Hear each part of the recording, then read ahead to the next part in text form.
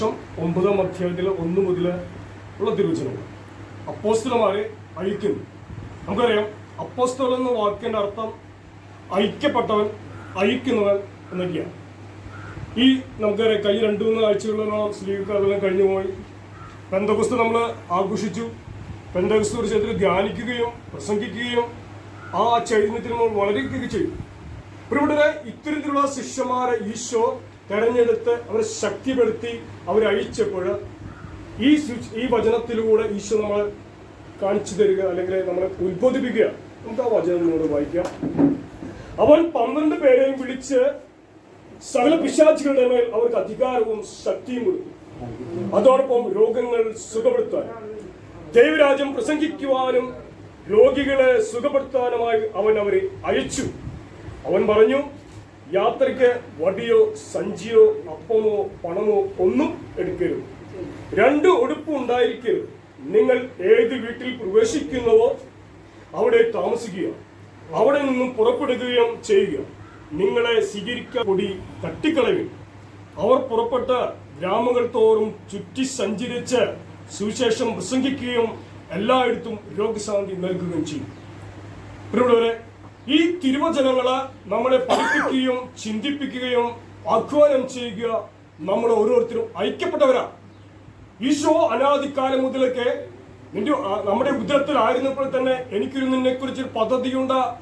അത് നിന്റെ നാശത്തിനുള്ള പദ്ധതിയല്ല, ക്ഷേമത്തിനുള്ള പദ്ധതിയാണ്. ആ പദ്ധതി നടപ്പാക്കുവാൻ വേണ്ടി സെഗിയൻ കുടുംബത്തിലെ സെഗിയൻ കൂട്ടായ്മയിലൂടെ ഈശോ നമ്മളെ ഓരോരുത്തരെയും തെരഞ്ഞെടുത്ത് വിളിച്ചിരിക്കുക. ഐക്യപ്പെടുവാനായിട്ട്, ഐക്യവാനായിട്ട് മാറുവാനായിട്ട്. നീ എവിടെയെല്ലാം പോകുന്നുവോ അവിടെയെല്ലാം എന്നെ പറ്റി പറയുവാനായിട്ട് ഞാൻ ആഗ്രഹിക്കുന്ന സുവിശേഷം, നീ അറിഞ്ഞ സുവിശേഷം മറ്റുള്ളവരേക്ക് ഐക്യപ്പെടുവാനായിട്ട് ഇതാ ഞാൻ നിന്റെ പേര് ചൊല്ലി വിളിച്ചിരിക്കുകയാണ്. നീ എവിടെ ആയിരുന്നാലും, നിന്റെ ഭവനത്തില്, നിന്റെ സമൂഹത്തില്, നിന്റെ ഇടവകയില് എവിടെയായിരുന്നാലും നീ അറിഞ്ഞ സുവിശേഷം, നീ എന്നെ അറിഞ്ഞ സത്യം, വചന സത്യങ്ങള് മറ്റുള്ളവരിലേക്ക് പറഞ്ഞു കൊടുക്കുവാനായിട്ട്, മറ്റുള്ളവർ കാണിച്ചു കൊടുക്കുവാനായിട്ട് ഇതാ ഞാൻ തെരഞ്ഞെടുത്തിരിക്കുകയാണ്. നീ തെരഞ്ഞെടുക്കുമ്പോൾ നിനക്കൊന്നും വേണ്ട, പണമോ സഞ്ചിയോ ഒന്നും വേണ്ട എന്ന് പറഞ്ഞ് ഈശോ പറയും, ധൈര്യപ്പെടുത്തി ആശ്വസിപ്പിക്കുക. അവർക്ക് വേണ്ടതെല്ലാം അവൻ കൊടുക്കും. പ്രിയപ്പെട്ടവരെ, നമ്മൾ ആത്മീയ ജീവിതത്തിലൂടെ യാത്ര ചെയ്യുമ്പോൾ, ആത്മീയ ജീവിതത്തിലൂടെ നമ്മൾ മുന്നേറുമ്പോൾ ഈശോ പറഞ്ഞതുപോലെ ഒരു പക്ഷേ പണസഞ്ചിയോ അല്ലെങ്കിൽ 2 വസ്ത്രങ്ങൾ നമുക്ക് ഇല്ലാത്ത അവസ്ഥയിലൂടെ കടന്നു പോകുന്ന ഒരു അവസ്ഥയെ നമ്മൾ നേരിടുക. എങ്കിൽ തന്നെയും ദൈവത്തിന്റെ ആ കരുതല്, ദൈവത്തിന്റെ പരിപാലനയിൽ ആശ്രയിച്ചുകൊണ്ട് നമ്മൾ മുന്നേറുമ്പോൾ, നമ്മൾ സ്തുതിപ്പിന്റെ ആ അവസരത്തിൽ ഈശോയുടെ ചിറകിൻ കീഴിൽ ആയിരുന്ന ഒരു അനുഭവത്തിലൂടെയാണ് ഈശോ നമ്മൾ ഇന്ന് വളർത്തിക്കൊണ്ടിരിക്കുക. നമ്മുടെ എണ്ണത്തിൽ ചുരുക്കാണെങ്കിൽ തന്നെയും ഇതാ നിന്നെ പേര് ചൊല്ലി എടുത്തുകൊണ്ട് ഐക്യപ്പെടാനായിട്ട് മാറുവാനായിട്ട് ഈശോ ഈ പെന്തക്കോസ്ത് തിരുനാളിന് ശേഷമുള്ള ഈ ദിവസങ്ങളിലൂടെ ഈശോ നമ്മൾ ആഹ്വാനം ചെയ്യുകയാണ്. ഞാൻ നിന്നെ വർഷങ്ങൾക്ക് മുമ്പ് തെരഞ്ഞെടുത്തിട്ടുണ്ടെങ്കിൽ, ഐക്യപ്പെടുവാനായിട്ട് ഞാൻ നിന്നെ തെരഞ്ഞെടുത്തിട്ടുണ്ടെങ്കിൽ അതിന് നീ എത്രമാത്രം മുന്നേറുന്നതെന്ന് ചിന്തിക്കേണ്ട ഒരു സമയത്തിലൂടെ നമ്മൾ കടന്നു പോവുകയാണ്. ഐക്യന്നവന്റെ ഉത്തരവാദിത്യം മനസ്സിലാക്കിക്കൊണ്ട്, ഐക്യപ്പെടേണ്ട ദൗത്യം മനസ്സിലാക്കിക്കൊണ്ട് മുന്നേറുന്നവനാണോ ഞാൻ? ഒരുപാട് നമുക്കൊന്ന് ചിന്തിക്കാം. ഞാനും അതിൽ പെട്ടവൻ തന്നെയാണ്. എന്റെ ഈ കൊച്ചു വചനം എന്നെ ഒത്തിരി ചിന്തിപ്പിച്ചൊരു വചനമാണ്. ഈ വചനം തന്നെയാണെന്ന് വിശുദ്ധ ബലിയിലൂടെ നമ്മൾ വായിച്ചു കേട്ടു.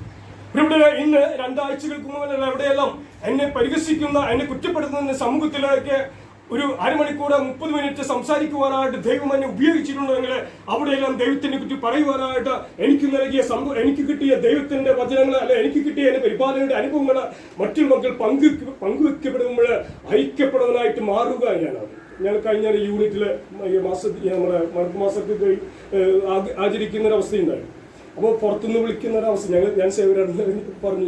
ഞങ്ങളുടെ കൂടുതൽ ബ്രദറുണ്ട്, അത് നമുക്ക് അച്ഛനെ വിളിക്കാം, നമ്മുടെ ഡീക്കനൊക്കെ വിളിച്ചു. അതേപോലെ നമുക്ക് ആരും വേണ്ട, പോളിവിടെ ഉണ്ടെങ്കിൽ ആരും വേണ്ട. അങ്ങനെ ഞാൻ പോയിട്ട് പറയില്ല. എങ്കിൽ തന്നെയും ഈ ചെല്ലുന്ന വീട്ടിൽ, ഇന്ന് ആ ചെല്ലുന്ന വീട്ടിൽ ഒരു നിരീശ്വരവാദി വീട്ടിലാണ് ഇന്ന് ഞങ്ങളുടെ ഇന്നലെ ഉണ്ടായിരുന്നു. കാരണം മാർക്കിട്ടിട്ടാണ് ആ വീട്ടിൽ കിട്ടിയത്. അപ്പോൾ അത് ക്യാൻസൽ ചെയ്യാൻ പറ്റില്ല. അവിടെ 2 പെൺമക്കളും ഒരു അമ്മയും ഈ ചേട്ടനും മക്കളും. ഈ ചേട്ടനാണ് എറിച്ചോട്ടാണ് ജോലി. എന്താ പറയുക, ഒരു രാഷ്ട്രീയക്കാരനാണ്. നമ്മൾ പ്രാർത്ഥനക്കാരെന്ന് പറഞ്ഞാൽ കണ്ടുകൂടാത്തൊരു വ്യക്തിയാണ്. വചനം ബൈബിൾ എന്ന് പറഞ്ഞാൽ തൂരറിഞ്ഞെറിയുന്ന ഒരു വ്യക്തിയാണ്. പ്രാർത്ഥനയുടെ സമയത്ത് അയാൾ തിരിച്ചു വരുന്ന സമയത്ത് ഭാര്യ പ്രാർത്ഥിക്കുന്ന സമയത്ത് കണ്ടു കഴിഞ്ഞാൽ ഇറങ്ങിപ്പോയി ഭാര്യ അടിക്കുന്ന ഒരു സ്വഭാവമുള്ള ഒരു വ്യക്തിയാണ് ബിൻചേട്ടൻ. ആ വിൻസേട്ടന്റെ വീട്ടിലേക്ക് കടന്നു ചെല്ലുവാനായിട്ട് ദൈവം എന്നെ അയച്ചു. ആ വിൻസേട്ടന്റെ മുഖത്ത് നോക്കി തമ്പുരാൻ പറഞ്ഞ കാര്യങ്ങൾ പറഞ്ഞപ്പോൾ ഈശോയെ ഐക്യപ്പെടുന്നതിന്റെ ആ ദൗത്യം, ആ സന്തോഷം എനിക്ക് അനുഭവിക്കാനായിട്ട് അനുഭവിക്കാൻ എന്റെ സഹോദരങ്ങൾക്ക് അത് അനുഭവിക്കാനുള്ള സാധ്യത അവിടെ സംഭവിച്ചു. ഇതുപോലെയാണ് ഇവിടെ ആ ബോധ്യത്തിലൂടെ നമ്മൾ വളരുമ്പോൾ ദൈവം നമ്മൾ ഉപയോഗിക്കുന്ന, ദൈവം നമ്മളെ രൂപപ്പെടുത്തുന്ന ഒരു അവസ്ഥയിലൂടെയാണ് നമ്മളെ ദൈവം നയിച്ചുകൊണ്ടിരിക്കുക. ഈ ശരിയൻ കുടുംബത്തില് ഐക്യപ്പെടുവാനായിട്ട് നമ്മൾ ഈശോ നമ്മൾ തെരഞ്ഞെടുത്തിട്ടുണ്ടെങ്കിൽ തീർച്ചയായിട്ടും ഐക്യപ്പെടാവുന്നവരാണ് ഞാൻ.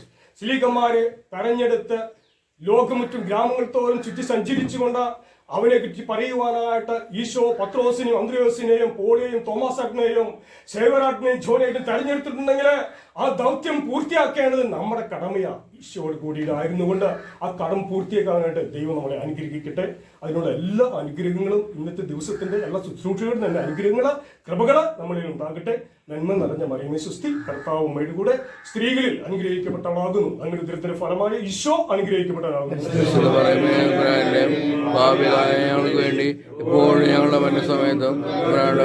ഈശോയുടെ വാഗ്ദാനങ്ങൾക്ക് നമ്മൾ എല്ലാവരും യോഗ്യരാകുവാൻ